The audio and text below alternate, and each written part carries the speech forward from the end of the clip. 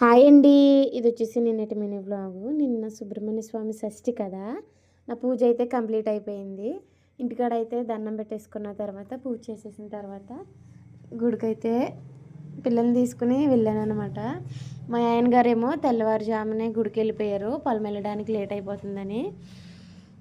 గుడికి వెళ్ళి వచ్చేసిన తర్వాత అయితే టిఫిన్ వేసి ఇచ్చేసాను, తినేసి అయితే వెళ్ళిపోయారు. నేను తెల్లారిన తర్వాత వెళ్దాంలే పిల్లల్ని తీసుకొని ఆగిపోయాను అన్నమాట. పిల్లల్ని తీసుకొని గుడికైతే వెళ్ళాను అనమాట. ఇది మా ఊరి ఉమామూలేశ్వర స్వామి గుడి అండి. ఇప్పుడు కూడా వీడియోస్ పెట్టాను కానీ వాయిస్ ఓవర్ అయితే ఇవ్వలేదు. చాలామందికి నాది మూలస్థాన అగ్రహారం అని తెలియదు అనమాట. నా వీడియోస్ చూస్తున్నారు కానీ ముందైతే సుబ్రహ్మణ్య స్వామికి దర్శనం చేసేసుకున్నాను. తర్వాత మళ్ళీ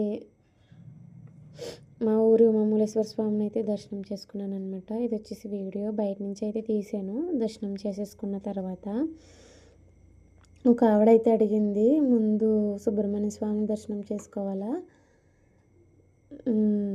శివయ్యని దర్శనం చేసుకోవాలా అని. అంటే ఈరోజు సుబ్రహ్మణ్య స్వామి షష్ఠి కదా అని.